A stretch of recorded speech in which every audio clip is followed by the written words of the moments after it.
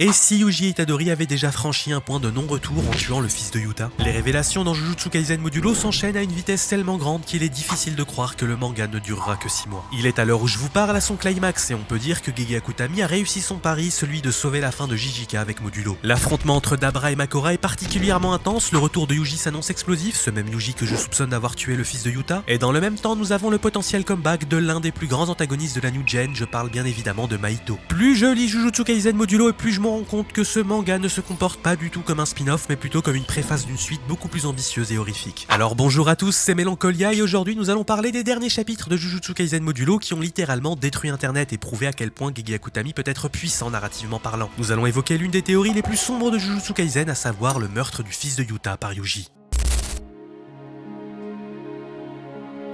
À la fin de Jujutsu Kaisen, l'ensemble des protagonistes ont trouvé la paix. Yuta s'est marié avec Maki, Megumi a retrouvé son corps, Nobara est de nouveau sur pied tandis que Yuji est toujours dans le même état d'esprit. Au dernier chapitre de Jujutsu Kaisen, on a un flashback dans lequel Gojo Satoru délègue à Yuji sa mission qui était de réformer le monde de l'exorcisme, dans le but de le rendre beaucoup plus juste. Dans le flashback, il n'y avait pas Akari, Yuta ou le reste des exorcistes. Le seul à qui Gojo a confié cette mission, c'est Yuji. Et Yuji est donc celui qui a véritablement hérité du rêve de Gojo. Or, dans Jujutsu Kaisen Modulo, l'on constate que le monde de l'exorcisme n'a absolument pas changé. Les mêmes égoïstes gouvernent, la chute du clan Zenin a renforcé la position du clan Gojo qui continue de faire des siennes et d'imposer ses propres décisions. Les exorcistes nous ont été dépeints comme profondément égoïstes et injustes, au point de vouloir faire la guerre aux Simuriens par pur rejet de l'autre. Il n'y a donc eu aucun changement après la mort de Gojo Satoru. Par conséquent, Yuji et l'ensemble des élèves de Gojo ont forcément échoué quelque part. On a même l'impression que l'histoire de la fin de Ryomen Sukuna a totalement été réécrite par les élites de l'exorcisme en faveur des trois clans. Quand les protagonistes s'expriment au sujet de la bataille contre Sukuna, c'est toujours Yuta et Maki qui sont mis en avant en tant que héros. Et Yuji Itadori, lui, est absent des archives, comme si le monde de l'exorcisme faisait tout pour l'effacer de l'histoire. Les rares fois où les dirigeants du monde occulte ont évoqué le nom de Yuji, c'est pour le déshumaniser et faire de lui une arme de dissuasion afin d'intimider les Sumériens. Comme c'était le cas du temps de Gojo qui était également déshumanisé. C'est précisément à ce moment-là que l'on comprend que les élèves de Satoru ont échoué à porter sa volonté, car le monde de l'exorcisme qu'ils rêvaient de réformer n'a en réalité jamais changé. Yuta et Maki en sont l'exemple le plus frappant parce qu'au lieu de remettre en question l'ancien système, ils ont fini tous les deux par l'incarner en devenant les acteurs principaux du clan Gojo, qui désormais s'approprie l'ensemble des reliques de Yuta tout en perpétuant exactement la même logique d'héritage et de concentration du pouvoir que Gojo combattait de son vivant. Dans Jujutsu Kaisen Modulo, les élites sont même devenues plus extrémistes que dans Jijika car ils n'hésitent même plus à envoyer une gosse au combat contre ceux qu'ils estiment être un monstre du niveau de Sukuna. Les exorcistes continuent de déshumaniser les plus forts en voulant faire d'eux des armes, ils maintiennent leur mentalité exécrable sans jamais se remettre en question. Donc on peut très clairement affirmer que Yuta a trahi la volonté de Gojo et ce n'est pas seulement lui. On voit brièvement Nobara dans son building de luxe avec son chat qui n'en a plus rien à cirer du monde occulte, le reste des protas sont morts paisiblement sans jamais penser une seule fois au rêve de Gojo. Le monde a donc sombré après la fin de Jujutsu Kaisen et c'est d'autant plus vrai pour le protagoniste principal, Yuji Itadori. On nous apprend que Yuji n'est pas sujet au vieillissement, par conséquent il a vu l'ensemble de ses amis mourir et a dû les enterrer un par un. Je vous raconte même pas ce qu'il a dû ressentir lorsqu'il a vu ses amis disparaître avant de réaliser le rêve que Gojo lui a confié, ou même de voir que Yuta et Maki vivent leur best life sans se soucier une seule seconde de l'état du monde occulte. Je pense que ça l'a dégoûté à un point où il ne souhaite même plus assister aux funérailles des défunts et s'est isolé aux confins du monde sans jamais revenir. Normalement, à la fin de chaque shonen, le héros est censé avoir trouvé la paix, mais là, dans Jijika, on sent que Gege Akutami va aller plus loin que les standards habituels, et ce qu'il nous prépare avec Yuji va vraiment être incroyable.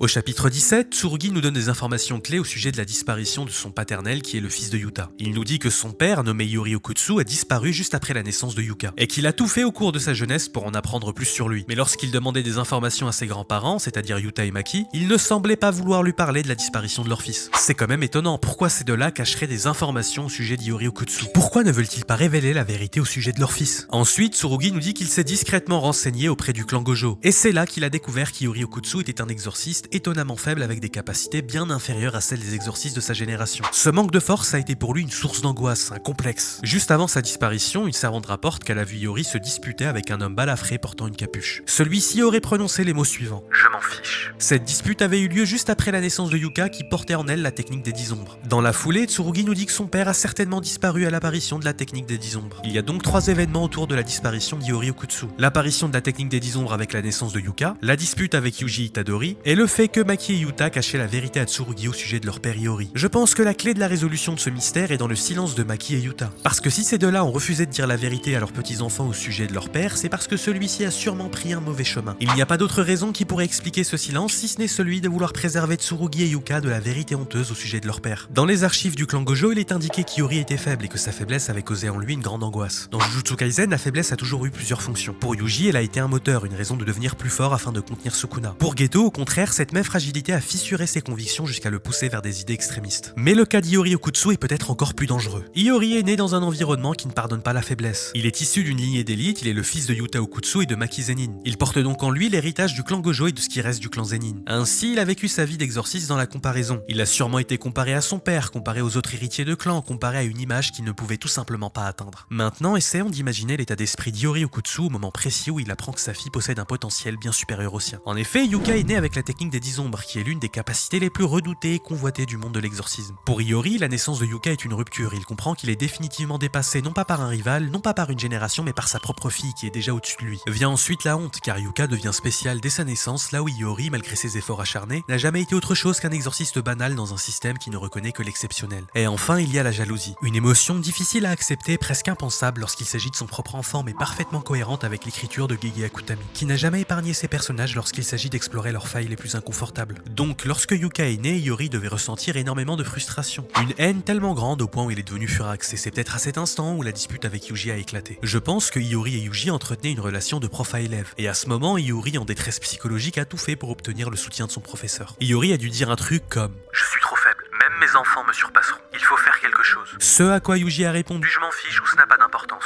Une réponse parfaitement cohérente puisque Yuji est l'héritier direct de l'idéologie de Gojo qui n'est pas basée sur le mépris et le rejet du plus faible. Tandis qu'Iori, lui, a hérité malgré lui de la doctrine du système que Gojo combattait, celui qui estimait que l'héritage clanique prévalait sur le talent. En toute logique, lorsqu'Iori a entendu la réponse de Yuji, il a très certainement atteint un point de non-retour et a voulu d'une manière ou d'une autre abattre sa propre fille. Yuji l'en a empêché, ce qui a provoqué sa disparition. Je sais pas si Yuji a tué Iori, il est fort probable qu'il l'ait tué involontairement au cours du combat. Il est aussi probable qu'il l'ait tout simplement fait disparaître, on n'en sait rien. Le principal, c'est que Iori est introuvable au même titre que Yuji et que seuls Maki et Yuta semblent connaître la vérité qu'il dissimule mystérieusement. Il faut donc recoller les morceaux en trouvant les cartes manquantes pour déterminer la vérité. Et je pense que l'une d'entre elles est justement la maladie de Yuka. Au chapitre 7, Yuka nous informe qu'elle est atteinte d'une tumeur au cerveau et qu'il ne lui reste que 6 mois à vivre. Et elle nous dit subtilement qu'elle ne sait pas s'il s'agit d'un cancer ou d'une simple tumeur basique. Si Yuka ne connaît pas la réelle nature de sa maladie, cela signifie que son médecin lui-même n'arrive pas à trouver une conclusion là-dessus, et que donc par conséquent cette tumeur est une anomalie médicale. Au même moment, Tsurugi se réveille tout en apercevant le visage caché de Mahito. Alors voici ce que je pense. Iori Okutsu a très certainement conclu un pacte d'énergie occulte avec Mahito, stipulant qu'il doit transformer l'âme de ses deux enfants. Et sachant que dans Jujutsu Kaisen, l'âme est identique au corps et se trouve dans le cerveau, il est parfaitement cohérent que le pacte prenne la forme d'une tumeur. Cependant, cette tumeur ne se développe pas chez Tsurugi en raison de son absence d'énergie occulte, mais elle devient beaucoup plus dangereuse pour Yuka qui en possède. Et la donation de la bague de Rika à Tsurugi se comprend également grâce à cette explication. On sait que Rika possède un sort d'inversion extrêmement efficace. Ainsi, en donnant la bague à Tsurugi, le pacte de Mahito est plus ou moins neutralisé par le sort d'inversion de Rika. En revanche, Yuka, elle, voit sa tumeur se développer jusqu'à atteindre la mort. Iori aurait donc volontairement pactisé avec Mahito pour entraîner la mort de sa propre fille, ce qui explique les paroles de celui-ci. Bah alors, il y a erreur sur la personne. Mahito s'attendait sûrement à voir apparaître Yuka, puisqu'elle est celle dont le pacte exigeait la mort. Mais à la place, il a eu son frère Tsurugi, d'où sa réplique qui insistait sur l'erreur de l'identité de la personne. Iori aurait donc comploté avec Mahito en échange de quelques avantages inconnus, ce qui aurait conduit à sa disparition lorsque Yuji l'a appris. Ce serait également pour cette raison que Yuta et Maki aient décidé de garder le silence au sujet de leur fils, car ils connaissaient les erreurs honteuses qu'il avait commises. Mais enfin, tout ceci n'est qu'un tas de suppositions et au final, la vérité autour de la disparition de Yuji et Iori ne pourra jamais être pleinement élucidée dans l'état actuel des choses. Je sais que Gege Akutami devait à la base faire de Jujutsu Kaisen une histoire horrifique pleine de drames, mais que l'éditeur l'a orienté vers un concept beaucoup plus bancable. Et j'espère avec cette nouvelle suite qu'Akutami pourra enfin se libérer et écrire ce qu'il a toujours voulu raconter. Et vu la tournure que prennent les choses dans Jujutsu Kaisen Modulo, je pense que Yuji Itadori finira par devenir l'antagoniste ultime de JJK. Yuji Itadori a perdu sa famille, ses amis ainsi que l'ensemble des personnes qui lui tenaient à cœur. Ça nous renvoie à la promesse tragique qu'il a faite à son grand-père où Yuji promet à celui-ci qu'il ne mourra pas seul. Et au final, Yuji Itadori, en perdant l'ensemble de ses amis, ne pourra pas réaliser cette promesse comme l'affirme Nobara. Et qu'est-ce qui peut se passer dans la tête de celui qui a tout perdu et qui finit seul? Gege Akutami nous l'explique très calmement avec le chapitre 3. Mais avant cela, il est nécessaire d'introduire quelques notions autour du nom de Yuji. En effet, le nom de Itadori contient le caractère Ita qui est un idéogramme traditionnellement associé au tigre. Et d'une certaine manière, le tigre fonctionne comme l'animal protecteur mais aussi le miroir symbolique de Yuji. Cette symbolique devient particulièrement intéressante dans le chapitre 3 de Jujutsu Kaisen Modulo, un chapitre qui à première vue semble presque hors sujet. Dedans, on y suit nos protagonistes dans une mission étrange, traquer un tigre responsable de plusieurs morts. Le propriétaire de l'animal explique alors que le tigre était autrefois inoffensif et qu'il n'a basculé dans la violence qu'après l'assèchement de son habitat naturel par le gouvernement. Ce chapitre 3 a totalement l'air hors sujet, d'autant plus qu'il n'apporte absolument rien à l'histoire de Modulo, que ce soit en développement de perso ou de lore. Mais pourtant, je pense qu'il a une utilité métaphorique. À travers ce tigre, Gege Akutami nous raconte l'avenir de Yuji Itadori, un homme que le monde de l'exorcisme aura poussé à la sauvagerie avant de le désigner comme menace. Exactement comme ce tigre présenté dans le chapitre 3. Alors bien sûr, je ne dis pas que Yuji est devenu fou et qu'il va attaquer tout ce qui bouge, loin de là. Yuji aura toujours la même boussole, simplement il deviendra beaucoup plus radical dans la réalisation du rêve de Gojo. Car comme on l'a vu en début de vidéo, le monde de l'exorcisme n'a toujours pas changé. Et forcément, Yuji va se radicaliser pour opérer un changement des institutions, quitte à être perçu comme un antagoniste par les exorcistes. Et c'est dans ce sens-là qu'il faut comprendre l'antagonisme de Yuji que je plaide dans cette vidéo. En clair, Yuji deviendra une sorte de Batman, c'est-à-dire un anti-héros qui est perçu comme dangereux et anti-système par le monde dans lequel il évolue. Même s'il faut l'avouer, dans le dernier chapitre de JJK, on a l'impression que Yuji est au bord de la folie, qu'il est dans un état second, étant donné qu'il se parle à lui-même. Ce serait vraiment incroyable si Gege Akutami venait à prendre ce chemin, mais ça m'étonnerait beaucoup qu'il le fasse. Il est également possible que Yuji n'apparaisse pas vraiment dans JJK Modulo, parce que si on regarde bien les apparitions de chacun des personnages de JJK, ils ont tous le visage caché par une ombre ou un élément de décor, comme si le dessinateur avait pour interdiction de les représenter dans Modulo. Donc il est fort probable que Tsurugi et Yuka se sortent de cette situation tout seuls, et vu comment le combat entre Dabura et Makora est équilibré, c'est possible qu'ils y arrivent. En tout cas, tous les liens narratifs sont en place pour pondre à la meilleure histoire possible et réparer les erreurs de Jujutsu Kaisen. La balle est dans le camp de Gege Akutami. J'espère qu'il saura ne pas reproduire les mêmes erreurs qu'avec Jujutsu Kaisen. Je lui fais confiance et peut-être qu'il pourra nous offrir une suite qui soit digne de son talent. Pour en revenir à Yuji, comme vous le savez, il ne devait pas être le personnage principal. C'est Yuta qui était censé avoir ce rôle. Et on le voit d'autant plus dans Jujutsu Kaisen Modulo où celui-ci a trouvé la paix. S'est marié et a eu des enfants, là où Yuji rôde encore dans les ruelles à la recherche d'un objectif. Puisque Yuji ne peut pas devenir le protagoniste, alors pourquoi ne pas devenir l'antagoniste, l'ennemi final du monde de l'exorcisme? Au chapitre 243, Kenjaku nous dit que sa volonté sera héritée. Et si celui qui devait justement l'incarner était son fils, Yuji Itadori? Car au final, l'objectif de Kenjaku est de faire évoluer l'humanité, mais en quoi consiste exactement cette évolution? C'est là où tout devient flou et que les explications sur le réel objectif de Kenjaku deviennent impossibles. En vérité, Kenjaku semble simplement vouloir aider l'humanité à franchir un palier d'existence, même si cela implique des milliers de morts. Et Kenjaku lui-même ne sait pas ce que l'humanité deviendra après cette fusion. Par conséquent, il veut simplement observer ce qui naît de l'évolution humaine à l'instar d'un scientifique fou. Donc concrètement, son plan d'évolution peut être adopté par Yuji qui au fil des années a fini par arriver à la conclusion que la seule voie pour l'humanité est l'évolution. Je trouve personnellement que la fin de Kenjaku est assez ridicule et qu'il serait vraiment nécessaire de nous apporter plus d'explications sur son réel objectif. Voilà, cette vidéo est terminée, j'espère qu'elle vous aura plu. Si c'est le cas, n'hésitez pas à vous abonner, à liker, à me dire ce que vous en avez pensé dans les commentaires. Quant à moi, je vous dis à la prochaine.